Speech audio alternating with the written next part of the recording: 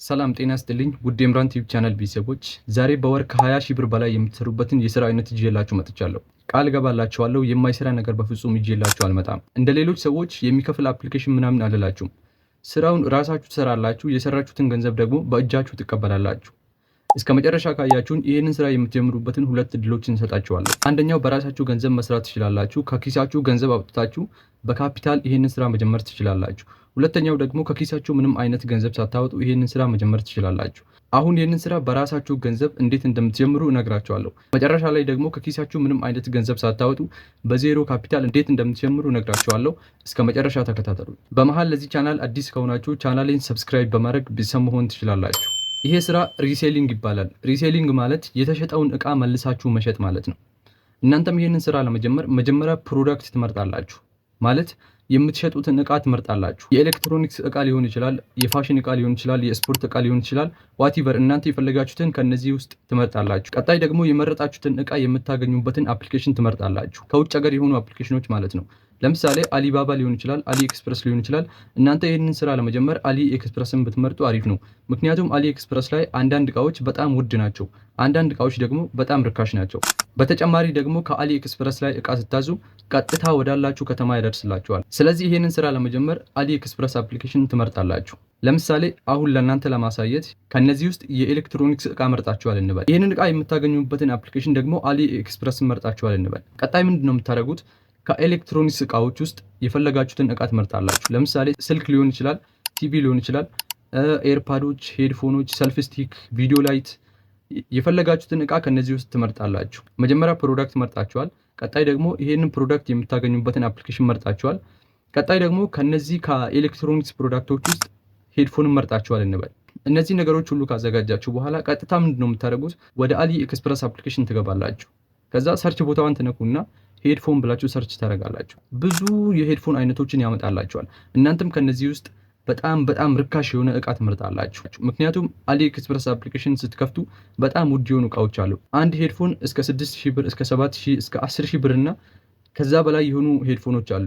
በተቃራኒው ደግሞ እስከ 800 እና ከዛ በታች የሚሸጡ ሄድፎኖች አሉ። እናንተም ከነዚህ ከሄድፎን አይነቶች ውስጥ በጣም ርካሽ ዋጋ ያለውን የሄድፎን አይነት ትመርጣላችሁ። ለምሳሌ ይሄንን ስክሪንሻት ተመልከቱ። ከሁለት ቀን በፊት ነበረ ስክሪንሻት ያደረኩት። እንደምትመለከቱት ይሄ ሄድፎን በጣም ጸዴ ኳሊቲ የሆነ ሄድፎን ነው። ዋጋው ወደ 270 ብር ነው። ሺፒንግ ደግሞ ወደ 580 ምናምን ብር ነው። አንድ ላይ ስትደምሩት 800 ብር ነው የሚመጣው።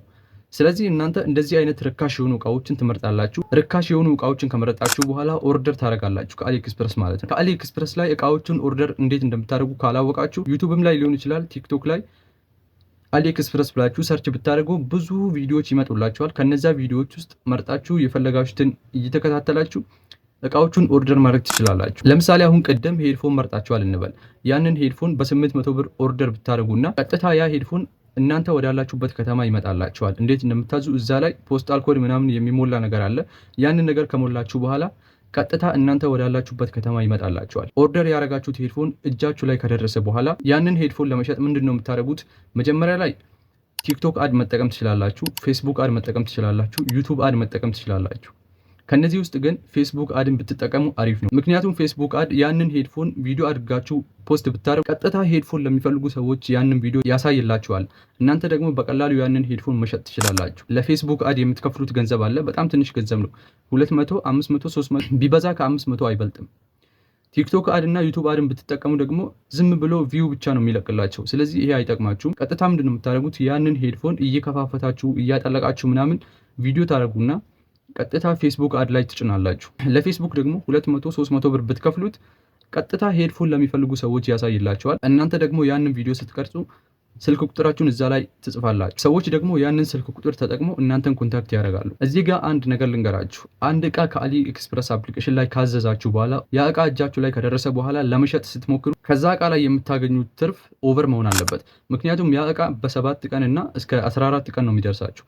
ስለዚህ በ800 ብር ከገዛችሁ 200 ብር የፌስቡክ አድ ትከፍላላችሁ። 1000 ብር ግዴታ 2000 ብር መሸጥ አለባችሁ። አሁን አሰራሩን በጣም ተረድታችኋል ብዬ አስባለሁ።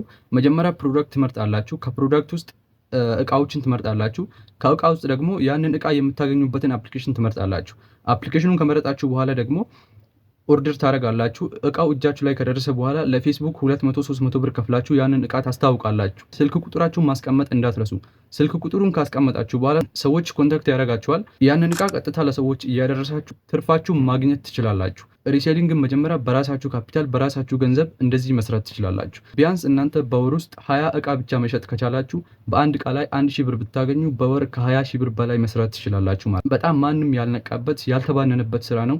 አሁኑኑ መጀመር ትችላላችሁ። ሁለተኛው ደግሞ ከኪሳችሁ ምንም አይነት ገንዘብ ሳታወጡ ሪሴሊንግን መጀመር ትችላላችሁ። መጀመሪያ ከኪሳችሁ ምንም አይነት ገንዘብ ሳታወጡ ሪሴሊንግን መጀመር ከፈለጋችሁ ቅድም እንደነገርኳችሁ ፕሮዳክት ትመርጣላችሁ። የኤሌክትሮኒክስ ፕሮዳክት ሊሆን ይችላል፣ የስፖርት ፕሮዳክቶች ሊሆን ይችላሉ፣ የፋሽኖች ፕሮዳክት ሊሆን ይችላል። እናንተም ከነዚህ ውስጥ የፈለጋችሁትን ፕሮዳክት ትመርጣላችሁ። ለምሳሌ የኤሌክትሮኒክስ ፕሮዳክት መርጣችኋል እንበል። የኤሌክትሮኒክስ ፕሮዳክት ማለት ደግሞ አንድ እቃ አይደለም። ቴሌቪዥን አለ፣ ስልክ አለ፣ ሄድፎኖች አሉ፣ ኤርፓዶች አሉ፣ ላይቶች አሉ፣ የተለያዩ ነገሮች አሉ። ከነዚህ ውስጥ ደግሞ ለእናንተ ለማስረዳት ያክል ቴሌቪዥን መርጣችኋል እንበል። የምትሸጡትን ፕሮዳክት ካወቃችሁ በኋላ ምንድን ነው የምታደርጉት? ቀጥታ ቴሌቪዥን ወደሚሸጥበት ቦታ ትሄዳላችሁ። ወደ ሱቁ ከሄዳችሁ በኋላ ዋጋውን ትጠይቃላችሁ። ለምሳሌ የመጀመሪያው 20 ሺህ ብር ሊላችሁ ይችላል። ቀጣዩ ደግሞ 21 ሺህ፣ ብዙ ቦታ ነው የምትጠይቁት። ቀጣዩ ደግሞ 22 ሺህ፣ ማክሲመም ዋጋው 25 ሺህ ሊሆን ይችላል። ዝቅተኛው ዋጋ ደግሞ 20 ሺህ ብር ሊሆን ይችላል። እናንተም ዋጋው 20 ሺህ ብር የሆነበት ቦታ ትመለሱና የቴሌቪዥን ባለቤቱ ምንድን ነው የምትሉት? እኔ ይሄንን እቃ ለመግዛት ፈልጌ ሳይሆን ገዢ ላመጣልህ ነው፣ ስለዚህ የመጨረሻ ዋጋ ንገረኝ ትሉታላችሁ። እሱም ቢያንስ ዝቅ ቢል 19 ሺህ ነው የሚላችሁ። እናንተም አሁን ማክሲመም ዋጋውን እና ሚኒመም ዋጋውን አውቃችኋል ማለት ነው። ማክሲመም ዋጋው 25 ሺህ ነው፣ ሚኒመሙ ደግሞ 19 ሺህ ነው። እንግዲህ እናንተ አሁን ከቴሌቪዥን ባለቤቱ ጋር ከተስማማችሁ በኋላ ያንን ቴሌቪዥን ፎቶ ታነሳላችሁ ወይም ደግሞ ቪዲዮ ሪከርድ ታደርጋላችሁ። ነገር ግን ቶሎ ቶሎ ለመሸጥ ቪዲዮ ሪከርድ ብታደርጉ አሪፍ ነው። ምክንያቱም ቪዲዮ በሁሉም ሶሻል ሚዲያ ላይ ቫይራል ለመሆን በጣም ይፈጥንላቸዋል። ስለዚህ ያንን ቴሌቪዥን ቪዲዮ ሪከርድ ካደረጋችሁ በኋላ ቲክቶክ ላይ፣ ፌስቡክ ላይ፣ ኢንስታግራም ላይ አፕሎድ ታደርጋላችሁ። ቅድም እንደነገርኳችሁ ፌስቡክ አድን ብትጠቀሙ አሪፍ ነው። ምክንያቱም ፌስቡክ አድ የቴሌቪዥን ቪዲዮ ስትለቁ ቀጥታ ቴሌቪዥን ለሚፈልጉ ሰዎች ነው የሚያደርስላችሁ። ስለዚህ በቀላሉ ለመሸጥ 500 ብር፣ 200 ብር እና 300 ብር እየከፈላችሁ ለፌስቡክ አድ ቪዲዮአችሁን አሳልፋችሁ ብትሰጡ ይሻላችኋል። ቪዲዮ ሪከርድ ካደረጋችሁ በኋላ ኤዲት አድርጋችሁ ፌስቡክ ላይ አፕሎድ ከማድረጋችሁ በፊት ስልክ ቁጥር መጻፋችሁን እርግጠኛ መሆን አለባችሁ። እዛ ላይ የምትጽፉ ስልክ ቁጥር ደግሞ የእናንተ ነው እንጂ የሻጩ አይደለም። ምክንያቱም ሰዎች እነሱን ኮንታክት ማድረግ የለባችሁም፣ እናንተን ነው ኮንታክት ማድረግ ያለባችሁ። የቀረጻችሁትን ቪዲዮ ፌስቡክ ላይ አፕሎድ ካደረጋችሁ በኋላ 2 ቀን እና 3 ቀን ባልሞላ ጊዜ ውስጥ ሻጭ ታገኛላችሁ። ምክንያቱም የእናንተ ቪዲዮ በ2 እና በ3 ቀን ውስጥ ብዙ ሰዎች ጋር ይደርስላችኋል። እናንተም ሰውየው ኮንታክት ካደረጋችሁ በኋላ ዋጋውን ታስማማላችሁ። ቢያንስ ማክሲመም ዋጋው 25 ሺህ ከሆነ እናንተ 25 ሺህ አትሉትም፣ 24 ሺህ ወይም ደግሞ 23 ሺህ ነው የምትሉት። ቢያንስ በ24 ሺህ ወይም ደግሞ በ23 ሺህ ብር ታስማማላችሁ። ከባለቤቱ በስንት ነው የምትቀበሉት? በ19 ሺህ ብር ነው የምትቀበሉት። ስለዚህ እዚህ መሃል ምን ያህል ጋፕ እንዳለ ተመልከቱ። ቢያንስ 4000 5000 የሚያክል ገንዘብ አለ ማለት ነው እዚህ መሃል።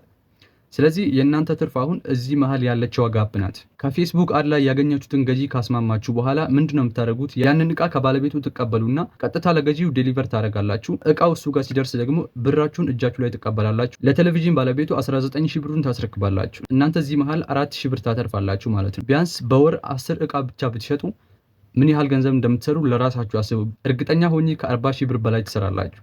ይህንን ስራ ደግሞ እስካም ነው ወይም ደግሞ አይሰራም፣ ሰዎች አይገዙም ምናምን እርግጠኛ የሆንኩበት ስራ ነው። ለምሳሌ ዩቲዩበርስ የሚባለውን ልጅ ካወቃችሁ ከዚህ ስራ ነው የጀመረው። እናንተም ይህንን ስራ ቶሎ ሳይነቃበት ብዙ ሰዎች ሳይገቡበት መጀመር ትችላላችሁ ማለት ነው። እንግዲህ የሪሴሊንግ ስራ ይህንን ይመስላል። ሁላችሁም ይህንን ስራ ሳይባነንበት ብዙ ሰዎች ወደዚህ ስራ ከመግባታቸው በፊት በቀላሉ በዜሮ ካፒታል እና በ1000 በ2000 ብር ጀምራችሁ መስራት ትችላላችሁ። የዛሬ ቪዲዮአችን ይህንን ይመስላል። በዚህ ቪዲዮ ላይ ሀሳብ አስተያየት እና ጥያቄ ካላችሁ ኮመንት ላይ ማስቀመጥ ትችላላችሁ። በሌላ ቪዲዮ እስከምንገናኝ ቻናላችንን ሰብስክራይብ እያደረጋችሁ ላይክ እያደረጋችሁ ጠብቁን። ምክንያቱም ሁልጊዜም እንደዚህ አይነት ጠቃሚ የሆኑ ኮንተንቶችን እዚህ ላይ ፖስት አደርግላችኋለሁ። በሌላ ቪዲዮ እስከምንገናኝ መልካም ጊዜ